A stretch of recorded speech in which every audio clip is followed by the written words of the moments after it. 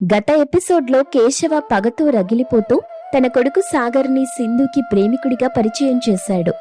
కుటుంబాన్ని ఎదురించైనా సరే సాగర్తో వెళ్తాను అని సింధు చెప్పిన మరుక్షణం కేశవ రాఘవయ్య ఇంటికి వచ్చి అసలు నిజం బయటపెట్టాడు. సాగర్ తన బద్ధశత్రువు కొడుకని తెలియగానే సింధు, రాఘవయ్య కుటుంబం నిర్ఘాంతపోయారు. ప్రస్తుతం రాఘవయ్య గారి హాల్లో వాతావరణం చాలా ఉద్రిక్తంగా ఉంది. కేశవ ముఖంలో గెలుపు నవ్వు, రాఘవయ్య ముఖంలో ఆవేదన, రవి ముఖంలో ఆక్రోశం కనిపిస్తాయి. సింధు మాత్రం నమ్మలేనట్టు సాగర్ వైపు చూస్తూ ఉంది. కాంచన సింధు భుజం పట్టుకుని, సింధు చూసావా, ఇది నువ్వు నమ్మిన ప్రేమ, ఇది వాళ్ళ అసలు రంగు. సాగర్ చెప్పు సాగర్, మీ డాడీ అంటున్నది అబద్ధమని చెప్పు.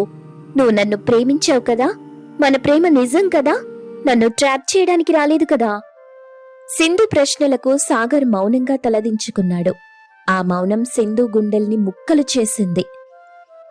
ఇంకా ఆశ చావలేదా సింధు?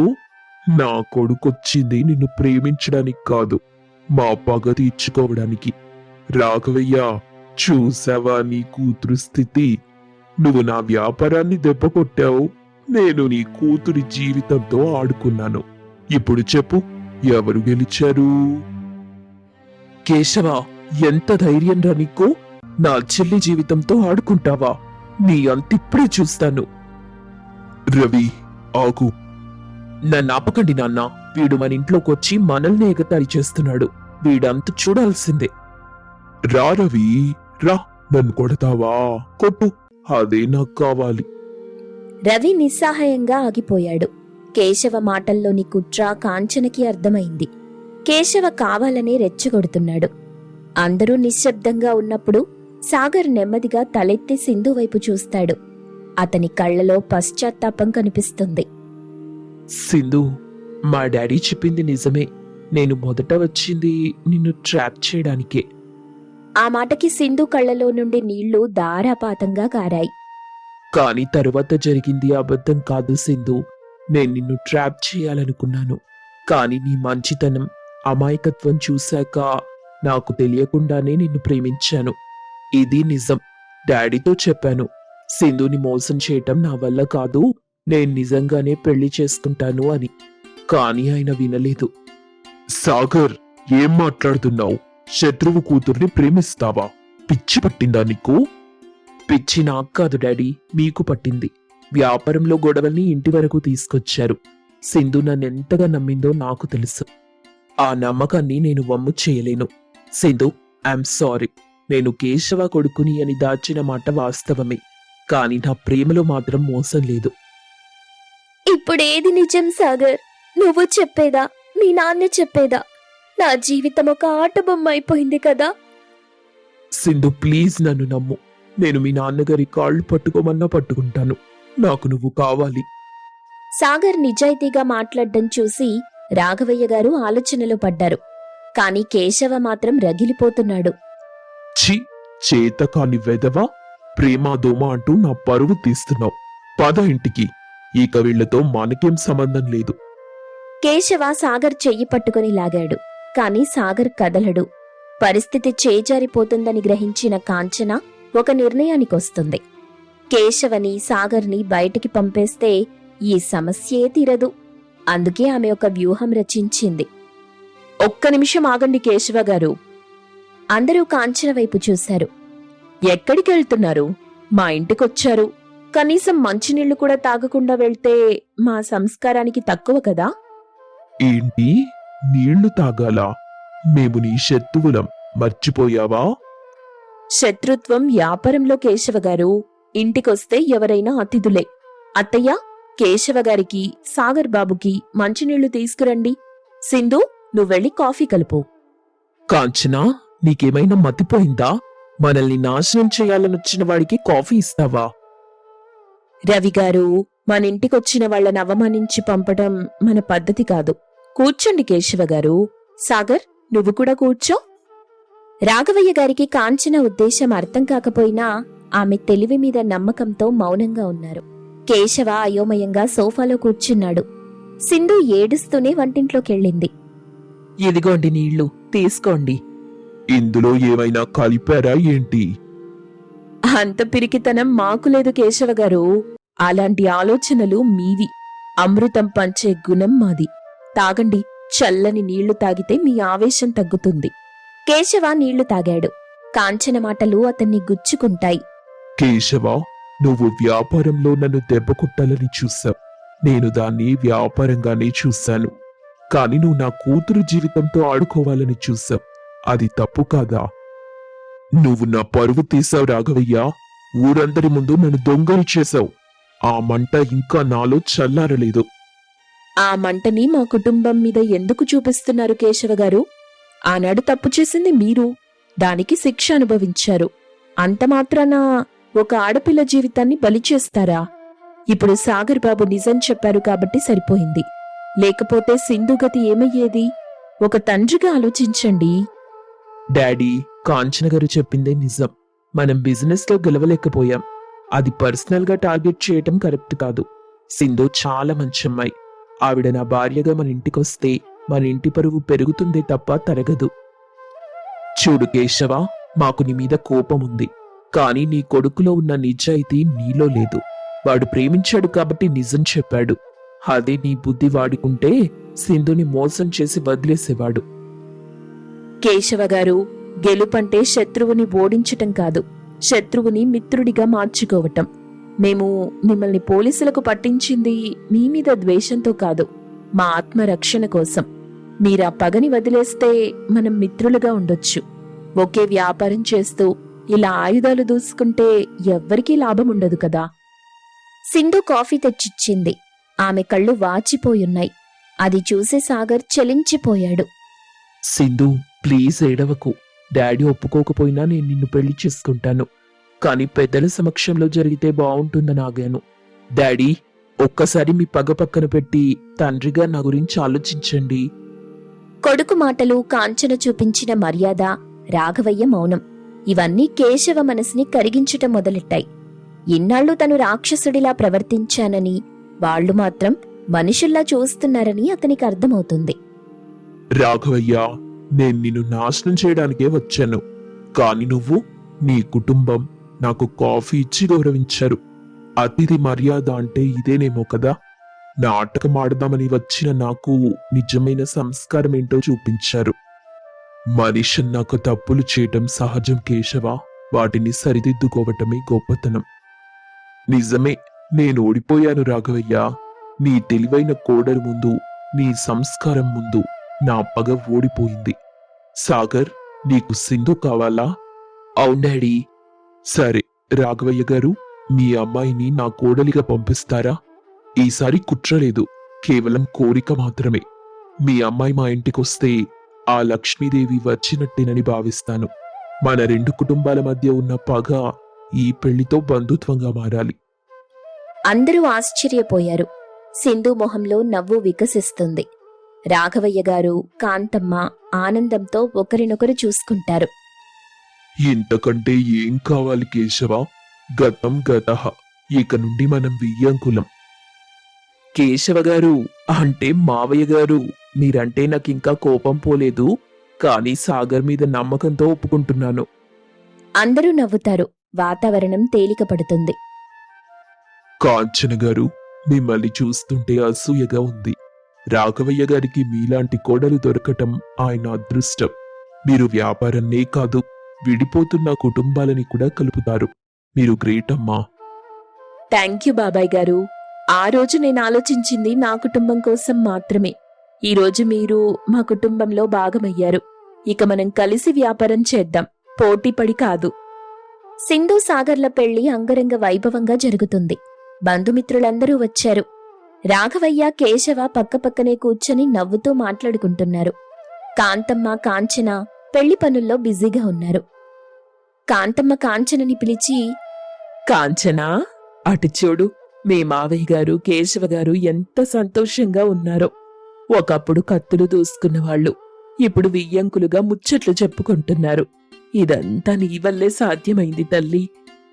నా వల్ల ఏం లేదత్తయ్యా, అంతా దేవుడి దయ. లేదు కాంచనా, ఆ రోజు కేశవ ఇంటికొచ్చినప్పుడు మేమంతా ఆవేశపడ్డాం. కాని నువ్వు మాత్రం మర్యాద అనే ఆయుధంతో వాడి మనసు గెలిచావు. తెలివైన కోడలు అని ఊరికే అనలేదు. ఇంటిని, వ్యాపారాన్ని, బంధాల్ని అన్నింటినీ కాపాడావు. అవును కాంచన, సింధు జీవితం ఏమవుతుందోనని భయపడ్డాను. కాని నువ్వు దాన్నొక అందమైన మలుపు తిప్పావు. సాగర్ చాలా మంచివాడు. సింధు హ్యాపీగా ఉంటుంది. సింధు సాగర్ ఇద్దరూ వచ్చి కాంచన రవి కాళ్లకు నమస్కరించారు. వదినా, థ్యాంక్ యూ.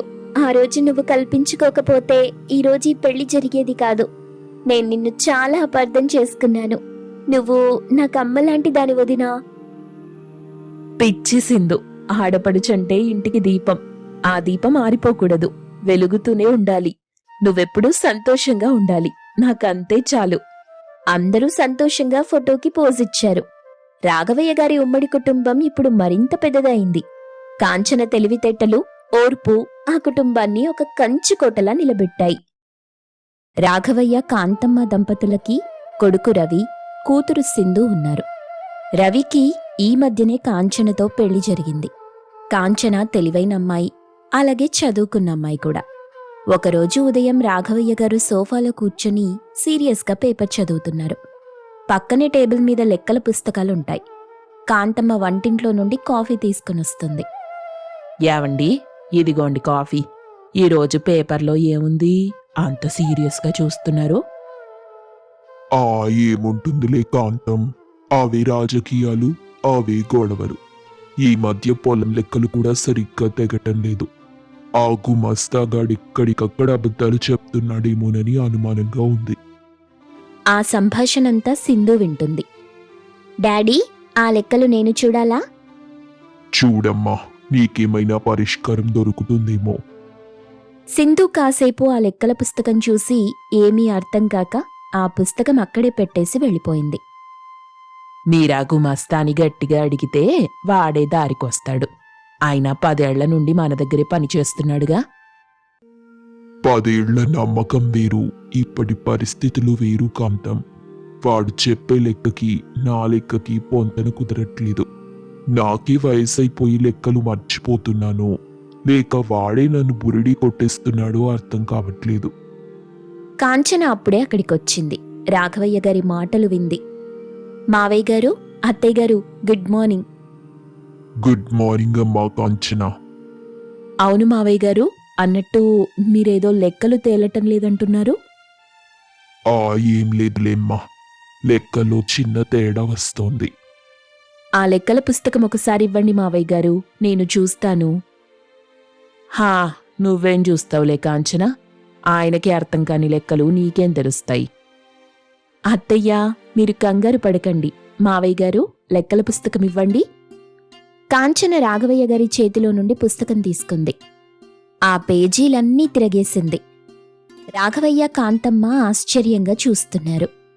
మావయ్య గారు, ఇక్కడ చూడండి, 3వ పేజీలో గుమస్తా గారు ఒక వస్తువు ఖర్చుని 2 సార్లు రాశారు. అంటే ఆ వస్తువు 2 సార్లు ఖర్చు చూపించినట్టు. అందుకే మీకు 5,000 తక్కువ వస్తుంది. ఇది పొరపాటున జరిగిందో కావాలని చేశారో గాని ఈ లెక్కలో తేడా ఇక్కడ జరిగింది.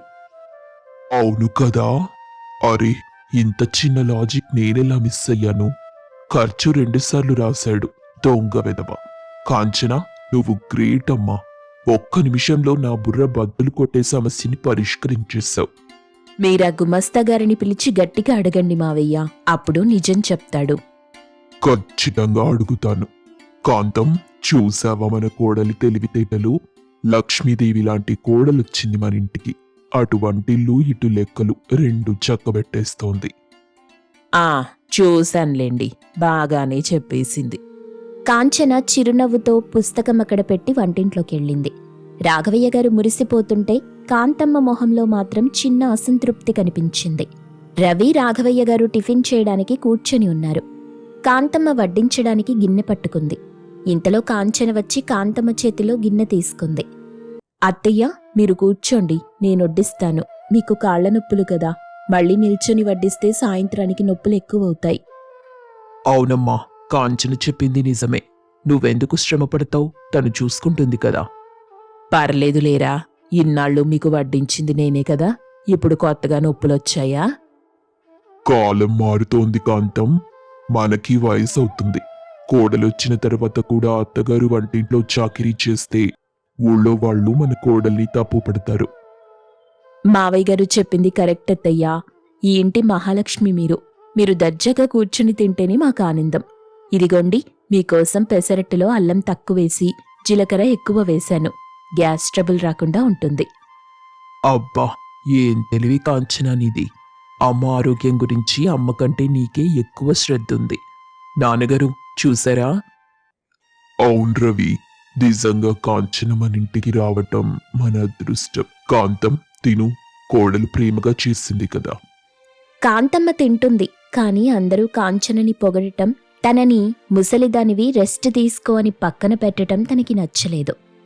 ఇన్నాళ్ళు ఈ ఇంట్లో అందరికీ నేనే అన్నం పెట్టేదాన్ని.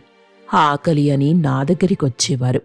ఇప్పుడు కాంచనా కాంచనా అంటున్నారు. మెల్లగా నా చేతిలో నుండి గరిటె జారిపోతుంది. దాంతోపాటే పెత్తనం కూడా పోతోంది అని మనసులోని అనుకుంది కాంతం. మధ్యాహ్నం కాంతమ్మ ఆలోచిస్తూ ఉంది. అప్పుడే కూతురు సింధు వచ్చింది. అమ్మా, ఏం ఆలోచిస్తున్నావు? ఉదయం మీ నాన్నగారి లెక్కల సమస్యని కాంచన పరిష్కరించింది.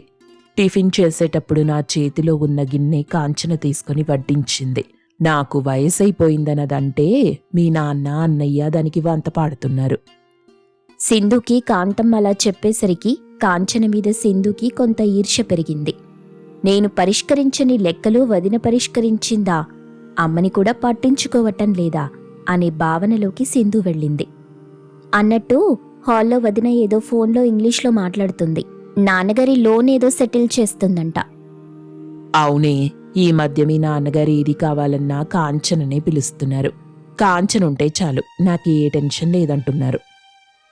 అవునమ్మా, నేను గమనిస్తున్నాను. వచ్చిన 6 నెలలకే ఇల్లంతా తన గుప్పెట్లోకి తెచ్చుకుంది. నువ్వు చూస్తుంటేనేమో అమాయకంగా నా కోడలు అని మురిసిపోతున్నావు. కానీ అక్కడ సీన్ వేరేలాగా ఉంది. సీన్ వేరే ఉండటమేంటి సింధు? తనింటిని బాగానే చూసుకుంటుంది కదా. బాగా చూసుకోవటం వేరు, పెత్తనం చేయటం వేరు. ఇన్నాళ్ళు ఈ ఇంటికి మహారాణివి నువ్వు. నాన్నగారు ఏ నిర్ణయం తీసుకోవాలన్నా నిన్నడిగేవారు. రవి అన్నయ్య అమ్మా అమ్మా అని నీ వెనకాల తిరిగేవాడు. కానీ ఇప్పుడు వదినగారొచ్చి హలో అనగానే అందరూ ఆమె వైపే చూస్తున్నారు.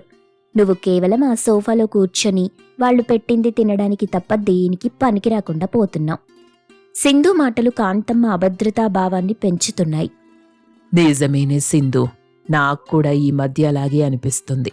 ఉదయం టిఫిన్ దగ్గర కూడా రవిగాడు ఆ అమ్మకి ఆరోగ్యం బాగోలేదు, కాంచనే చూసుకుంటుంది అన్నాడు. అంటే నేను పనికిరానిదన్నైపోయానా? ఇంకొన్ని రోజులు పోతే బీర్వా తాళాలు కూడా వదిన నడుముకి వెళ్ళిపోతాయి. అప్పుడు నువ్వు రూపాయి కావాలన్నా వదిన దగ్గరే చెయ్యి చాచాల్సి ఉంటుంది. ఆ పరిస్థితి తెచ్చుకోకమ్మా. కాంచనా, ఈరోజు నువ్వు నాన్నగారి పొలం లెక్కలు తేల్చిన విధానం చూసి నాకు చాలా ముచ్చటేసింది. నువ్వు చదువుకున్న చదువు వృధాగా పోలేదు. చదువెప్పుడూ వృధా పోదండి. అదేదో ఒక సమయంలో మనకి మన కుటుంబానికి ఉపయోగపడుతుంది. అయినా నేను చేసిందేముంది, చిన్న క్యాల్కులేషన్ అంతే. అది చిన్నదే కావచ్చు, కానీ నాన్నగారికి పెద్ద రిలీఫ్ ఇచ్చింది. ఆయన ఈ మధ్య లెక్కలు సరిగా చూసుకోలేక సతమతమైపోతున్నారు. అమ్మకి చదువు రాదు కదా, పాపం సాయం చేయలేకపోతుంది. ఆ లోటు నువ్వు తీర్చావు. వీళ్ల మాటలు కిటికీలో నుండి కాంతమ్మ సింధు వింటున్నారు. విన్నావా అమ్మా, అమ్మకి చదువు రాదు, సాయం చేయలేకపోతుంది అంటున్నాడు నీ కొడుకు. అంటే నువ్విన్నాళ్ళు చేసిన చాకిరీ వాడికి కనబడట్లేదు. కేవలం ఆ లెక్కలు చెప్పినందుకే వదినని ఆకాశానికెత్తేస్తున్నాడు. సింధు, నాకు చదువు రాకపోయినా వాడికి ఏ లోటు రాకుండా చూసుకున్నాను. ఇప్పుడు పెళ్ళాన్ రాగానే నా చదువు లేనితనం వాడికి లోపంగా కనిపిస్తుందా? మగవాళ్లంతే అమ్మా, అందంగా తెలివిగా ఉండే భార్య వస్తే కన్నతల్లిని పట్టించుకోరు. కానీ అలా జరగనివ్వను సింధు. నా కొడుకు, నా భర్త నా మాటే వినాలి. మరేం చేస్తావమ్మా? ఏం చెయ్యాలో అదే చేస్తాను. తెలివుంటే సరిపోదు, అనుభవం ఉండాలి. ఆ అనుభవం ఏంటో కాంచనకి చూపిస్తాను. రేపు జరగబోయే వరలక్ష్మి వ్రతం పూజలో పెత్తనమెవరిదో తేలిపోవాలి. రాత్రి అందరూ కూర్చొని తింటున్నారు. కాంచన, రేపు వరలక్ష్మి వ్రతం కదా, పంతులు గారికి ఫోన్ చేసావా? చేశాను మావయ్య గారు, ఉదయం వస్తానని చెప్పారు. పూజా సామాగ్రి లిస్టు కూడా వాట్సాప్లో పంపారు. నేను రవిగారితో వెళ్ళి అన్ని తీసుకొస్తాను. అవసరం లేదు కాంచనా. అందరూ ఉలిక్కిపడి కాంతమ్మ వైపు చూశారు. ఏమైందమ్మా? ఎందుకు అవసరం లేదు? పూజా సామాగ్రి తేవడానికి కాంచన వెళ్లాల్సిన అవసరం లేదు. నేనెళ్తాను. ఈ ఇంటి పెద్ద దిక్కుని నేను. ప్రతి ఏడు నేనే వెళ్ళి స్వయంగా పసుపు కుంకుమ చీర తీసుకొస్తాను. ఈసారి కూడా నేనే తెస్తాను. అయ్యో అత్తయ్య, మీకెందుకు శ్రమ అని అన్నాను. మీకు కాళ్ల నొప్పులు కదా. నా కాళ్ల నొప్పుల గురించి నువ్వు మరీ అంత ప్రచారం చెయ్యక్కర్లేదు కాంచన. నేనింకా మంచం పట్టలేదు. నడవగలను. నీ తెలివి లెక్కల దగ్గర చూపించు. కాంతం, ఎందుకంత కోప్పడుతున్నావు? తను సాయం చేద్దామని కదా అడిగింది. సాయం పేరుతో నా బాధ్యతల్ని లాగేసుకుంటుందండి. అమ్మా, ఏం మాట్లాడుతున్నావు? కాంచన లాంటిది కాదు. మనుషుల మనసులో ఏముందో ఎవ్వరికీ తెలీదురా రవి. నేను రేపు బజారుకెళ్తున్నాను, అంతే. కాంతమ్మ విసురుగా లేచి వెళ్ళిపోయింది. సింధు చిరునవ్వుతో తల్లి వెనకాలే వెళ్ళింది. కాంచన కళ్లలో నీళ్లు సుడులు తిరుగుతున్నాయి. రాఘవయ్య గారు, రవి అమాయకంగా ఒకరినొకరు చూసుకుంటారు. కాంచన, అమ్మకేమైంది? సడన్ గా ఎందుకిలా ప్రవర్తిస్తుంది? తెలీదండి, కానీ అత్తయ్య మనసులో ఏదో అభద్రతా భావం మొదలైంది. నువ్వు బాధపడకమ్మా, కాంతంకి నేను సర్ది చెప్తానులే. వద్దు మావయ్య గారు, ఇప్పుడు మీరు చెప్తే నా భర్తని కూడా తన వైపు తిప్పుకుంది అని అత్తయ్య ఇంకా బాధపడతారు. కాంచన తన తెలివితో కాంతమ్మకి దగ్గరవుతుందా, లేక సింధు కాంతమ్మ కాంచనల మధ్య దూరం ఇంకా పెంచుతుందా? తర్వాత ఏం జరుగుతుందో తెలియాలంటే తెలివైన కోడలు ఎపిసోడ్ 2 చూడాల్సిందే.